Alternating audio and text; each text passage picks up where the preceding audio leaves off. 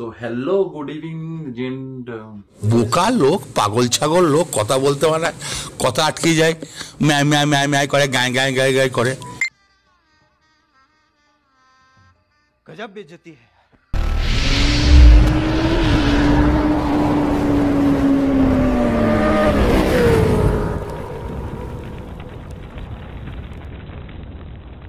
তো হ্যালো বন্ধুরা, কেমন আছো সবাই? আশা করি সব ভালো। আমি সৌভিক দত্ত। তো হ্যাংলা রাইডারে আপনাদের সবাইকে স্বাগতম। অ্যান্ড বেসিক্যালি এই ভিডিওটা হতে চলেছে হিমালয়ান ফার্স্ট সার্ভিসিং, যেটা আমার হিমালয়ান বাইক ছিল, আগের ভিডিওতে দেখেছো আমি যেটা পুজো দিয়েছিলাম। তো আজ প্রায় 2-3 মাস হয়ে গেল, তো 500 কিলোমিটার হয়ে গেছে। তো ফার্স্ট সার্ভিসিং আজকে করব। বেসিক্যালি আজ না, কালকে আমি ফার্স্ট সার্ভিসিং করব। তো আজকেই যাওয়ার কথা ছিল। তো যেহেতু আমি ফোন করেছি আগেই রয়্যাল এনফিল্ড সার্ভিস সেন্টারে, তো তারা বলল যে এখন কোভিড সিচুয়েশনের জন্য খুব কম বাইক সার্ভিসিং হচ্ছে, তো আগে থেকে নাম বুকিং করতে হবে, তো তারপরেই হবে। তো আজকে আমি বুকিং করেছি, কালকে রবিবার, কালকে আমি বাইক নিয়ে যাব হিমালয়ান সার্ভিসিংয়ের জন্য। তো বেশি কথা বাড়াবো না, দেখা হচ্ছে কালকে রয়্যাল এনফিল্ড শোরুমে। ও আচ্ছা আচ্ছা আচ্ছা, দাঁড়াও দাঁড়াও দাঁড়াও, रुको जरा, सबर करो। बोला धक्का बुक्की नहीं करने का, आराम से लेने का। हाँ, অনেকে আমাকে বলেছো যে এই হেলমেটটা তুমি পরছো, এই হেলমেটটা কোথা দিয়ে নিয়েছো? তো এইটা বেসিক্যালি আমি যেদিন হিমালয়ান নিয়েছিলাম সেই দিনই আমি হেলমেটটা নিয়েছিলাম। আর এটা হচ্ছে গোপ্রো মাউন্ট। তো কিছু কিছু ব্লগের জিনিস আমি কিনছি, তো সেইগুলোর মধ্যে এইটা এসছে এখন আপাতত। আর পেছনে যে ব্যাকগ্রাউন্ড কালো পর্দাটা দেখতে পাচ্ছ, এটা এসছে। তো এছাড়াও আরও অনেক কিছু আসছে। আর সবচেয়ে বড় কথা জিনিস, আমি গোপ্রো নিচ্ছি। এবার কোনটা নিচ্ছি এখনও সাসপেন্স থাক। কিছু কিছু লোক আমার ফ্রেন্ড সার্কেলে জানে, বাট সবার কাছে সারপ্রাইজ থাক। তো এটা হচ্ছে রয়্যাল এনফিল্ডের সবচেয়ে টপ মডেলের মধ্যে একটা হেলমেট। এখানে একটা ভেন্টিলেশনের জন্য বড় একটা জায়গা আছে, যেটা আমি গোপ্রো হোল্ডার বা গোপ্রো মাউন্ট যাই বলো, সো এইটার জন্য ঢেকে গেছে। আর তাছাড়াও এই ওপরেও ভেন্টিলেশনের জন্য অনেকগুলো খাপ আছে। তো এটাই ছিল এই হেলমেটের ছোটোখাটো একটা রিভিউ।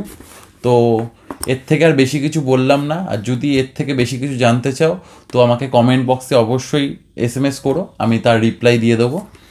তো এটাই ছিল।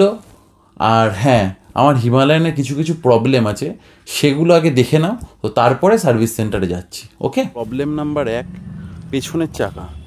এই চাকাটা যতবারই আমি এখনও আপনাকে দেখাচ্ছি, যতবারই ঘোরাচ্ছি, কিছুক্ষণ ঘোরার পর লক হয়ে যাচ্ছে। তখন আমি ইভেন যখন বাইক চালাচ্ছি, তখন আমি যখনই র্যাপ দিয়ে বাইকটাকে এগোনোর চেষ্টা করছি, তখনই পেছনের চাকাটা লক হয়ে যাচ্ছে, জানি না কেন।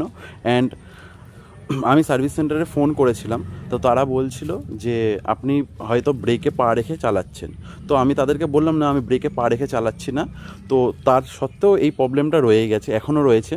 কোনো কোনো সময় হচ্ছে, কোনো কোনো সময় হচ্ছে না। তো এটা ফার্স্ট প্রবলেম, মেন প্রবলেম এটাই। কারণ এটার জন্য অনেক অ্যাক্সিডেন্ট হতে পারতো। তো আমি তাই জন্য আস্তে আস্তে আস্তে আস্তে যতটা পারি বাইক চালিয়েছি। যতদিন না 500 কিলোমিটার হবে ততদিন সার্ভিস করবে না, তারা বলেছিল। তো তার জন্য এরকম করে করে আমি কোনো রকম 500 কিলোমিটার করেছি। তো সেকেন্ড আমার বাইকের প্রবলেম হচ্ছে ক্লাচটা প্রথম দিন থেকে খুব টাইট ছিল, অ্যান্ড গিয়ার শিফটিংয়ে আমার খুব প্রবলেম হতো। তো আমি রয়্যাল এনফিল্ডকে এটাও বলেছিলাম, তো তারা বলেছিল যে কিছুদিন পর ঠিক হয়ে যাবে, আস্তে আস্তে সবে নতুন বাইক শোরুম থেকে বেরোলে এরকম প্রবলেম কিছু কিছু হয়। তো বিগত 2 থেকে 3 মাস হতে যাচ্ছে, 2 মাস অনেক পার হয়ে গেছে। তো এখনও আমার এই প্রবলেমটা এখনও আছে যে ক্লাচটা প্রচণ্ড টাইট। আপনারা দেখুন, ক্লাচটা প্রচণ্ড টাইট ক্লাচটা। তো তার জন্য গিয়ার শিফটিংয়ে আমার খুব প্রবলেম হয়। তো থার্ড নাম্বার প্রবলেম হচ্ছে হিমালয়ানের সিট। তো প্রথম শোরুম থেকে যেই সিট দেয়, তো সেই সিটে হালকা একটু জল পড়লেই সেই জলটা টেনে নেয়, অ্যান্ড ওটা সিটের মধ্যেই থেকে যায়। যখনই আপনি বসবেন, সেটা আপনার জামা প্যান্টে পুরো ভিজে যাবে। বুঝতেই পারছেন কি বলতে চাইছি। আরে কেনা কে চাতে হো, এই যে পুরো ভিজে যাবে। তো এটার আমি সলিউশন করে নিয়েছি। আমি আফটার মার্কেট থেকে সিট কভার একটা লাগিয়ে নিয়েছি, যেটা ওয়াটারপ্রুফ। তো এটাও একটা প্রবলেম, এটা আপনারা মনে রাখবেন হিমালয়ান কেনার আগে, যে প্রথমেই আগে সিটটা চেঞ্জ করবেন। কারণ সিটটা চেঞ্জ না, সিটের ওপর একটা কভার লাগাবেন। কারণ যখনই আপনি বর্ষার সময় বা কোনো সময় জলে বা গাড়ি ধোয়ার সময়, সবচেয়ে বড় কথা, গাড়ি যখন ধোবেন তখন সিটে যদি একটু জল লাগবে, আপনার মনে হবে যে সিটে কোনো জল নেই। যেই আপনি বসবেন সঙ্গে সঙ্গে আপনার জল বুঝতে পেরে যাবেন।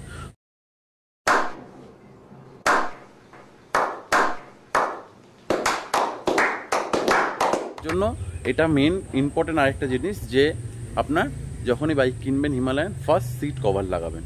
অ্যান্ড ফোর্থ প্রবলেম হচ্ছে, দেখাচ্ছি, এটা এখনও বুঝতে পারছেন, এইখানে ওয়েল্ডিং যেই ঝালাইগুলো থাকে, এই ঝালাইগুলো হচ্ছে এখানে মেন প্রবলেম। তো এটা আমি দেখাচ্ছি চাবিটা দিয়ে।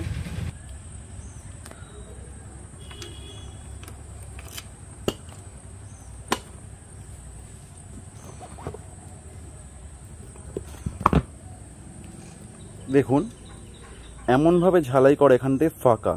তো এটার প্রবলেম এটাই হতে পারে যে আমি যদি গাড়ি ধুই তো এখান থেকে জল ঢুকে যাবে ভেতরে, পুরো ফ্রেমটায় জল ঢুকে যায়, তাহলে এটা ভেতর থেকে জং পড়ে যাবে। এটাই হচ্ছে মেন প্রবলেম। পুরো ভেতরের যদি চ্যাসিস জং পড়ে যায়, আমরা তো এখান থেকে ওপর থেকে দেখতে পাবো না কিছু, বাট ভেতরে এরকম টুকটুক করে জল ঢুকতে ঢুকতে এই ফাঁকাটা আরও আছে, দেখাচ্ছি আরও আছে। এই দেখুন এটা মেজার বড় একটা ফাঁকা, এটা ওপাশেও আছে, আমি এটাও দেখাচ্ছি।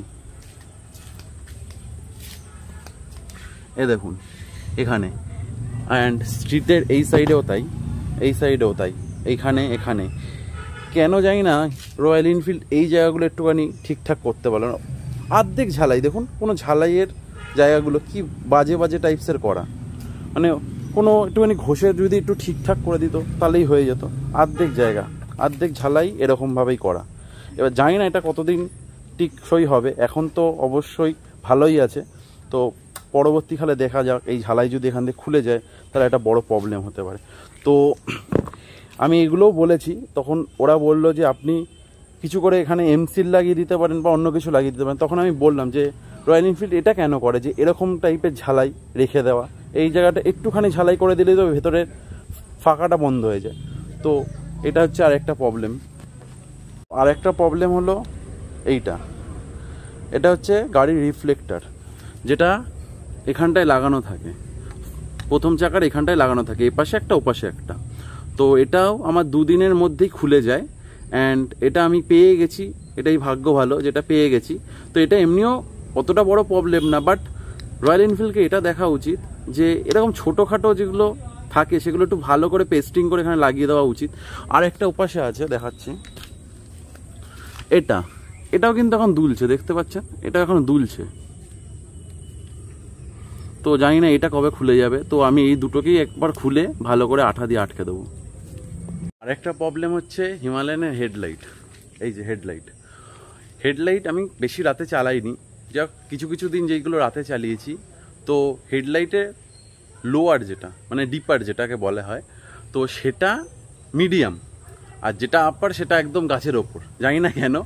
তো এটা আমি প্রথম কিছুদিন গাড়ি চালাইনি, প্রথম কিছুদিন রাতে চালাইনি গাড়ি, তো কিছুদিন পরে আমি হঠাৎ করে রাতে বেরিয়েছি গাড়ি নিয়ে। হেডলাইট যথেষ্ট ভালো আলো, কিন্তু যদি গাছের ওপরে থাকে তো আমি রাস্তা দেখবো কী করে, এটাই সবচেয়ে বড় প্রবলেম। তো এই একটা প্রবলেম ছিল।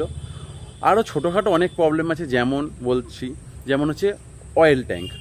হিমালয়ানের শোরুমে যেটা জানি যে হিমালয়ানের ট্যাঙ্কি 15 লিটারে, তো আমি যেহেতু প্রথমে ফুল ট্যাঙ্কি ভরেছি, তো সেটা উচিত না, প্রথম গাড়ি কেনার পর ফুল ট্যাঙ্কি করা উচিত না। প্রথম ঠিক ছিল, কিছুদিন পর হঠাৎ করে দেখি গাড়ির ফিউল মিটার এরকম। তো আমি ভাবলাম কি হলো, এতটা তাড়াতাড়ি কমে গেল কি করে, আমি তো গাড়ি তেমন চালাইনি। তো তারপরে আমি 500 টাকা তেল ভরি, তো যেই 500 টাকা তেল বললাম, ফিউল মিটার মিডিয়ামের থেকে উপরে চলে গেল। 500 টাকার তেলে তো হয়তো সামথিং কত হবে, 5 লিটার। 5 লিটারে যদি মিডিল ট্যাঙ্কের ওপরে চলে যায় সেটা একটা বড় ব্যাপার। প্রবলেম হলো এই যে অয়েল ট্যাঙ্কের এই জায়গাটা, যেখান থেকে তেল ভরার জায়গা, সেখানটা কিন্তু এই জায়গাটা ফাঁকা।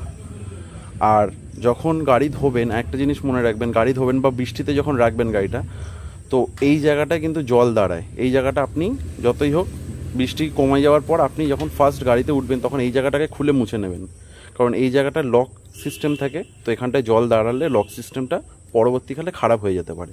আর এই জায়গাটার জন্য কি প্রবলেম হচ্ছে দেখাচ্ছি, এই যে এই ফাঁকাটা দিয়ে এই জায়গাটা, এটা দিয়ে তো তেল ঢুকবে, বাট এই যে জায়গাটা, এই জায়গাটা কিন্তু জল দাঁড়ায়, এই ফাঁকাটা দিয়ে জল ঢুকে ওই জায়গাটা দাঁড়ায়। জানি না এই জায়গাটার ভেতর দিয়ে কোনো লাইন করা আছে নাকি জল বেরোনোর, বাট এখান থেকে জল গিয়ে যদি অয়েল ট্যাঙ্কের ভেতরে যায় এটা একটা বড় প্রবলেম। তো এটা জানি না সলভ হবে তো না জানি, বাট এটা কি করা যায় আমি একটু ভেবে দেখি। আর এটার কোনো সলিউশন যদি পাওয়া যায় আমি লাগাবো অবশ্যই এই জায়গাটা, কারণ এই জায়গা থেকে বৃষ্টিতে জল আমি দেখেছি দাঁড়িয়ে থাকতে। তো ফ্রেন্ডস, আজকে 20 তারিখ, আমি এখন শোরুমে ফার্স্ট সার্ভিস করতে যাচ্ছি আমার হিমালয়ানে। তো বাইরে এতক্ষণ বৃষ্টি হচ্ছিল, এখন কমেছে, এখন 10টা বাজে, আমি এখন বেরোচ্ছি। তো দেখা হচ্ছে শোরুমে গিয়ে। ওকে ফ্রেন্ডস, আমি এখন রয়্যাল এনফিল্ড সার্ভিসেতে চলে এসেছি। ভেতরে বিশাল ভিড়, তো ভিডিও করা যাচ্ছে না, তো তাই জন্যই বাইরে আসলাম। তো বাইকটা নিয়ে গেছে, সব ইস্যুগুলো বললাম অ্যান্ড প্রবলেমগুলো বললাম কী কী হচ্ছে। তো ওনারা বললো দেখছি, দেখে বলছে দেখি কতক্ষণ লাগে। ততক্ষণ আমার কিছু বাইকের সিনেমেটিক শট এনজয় করুন, অ্যান্ড তারপরে দেখা হচ্ছে সার্ভিস হওয়ার পর।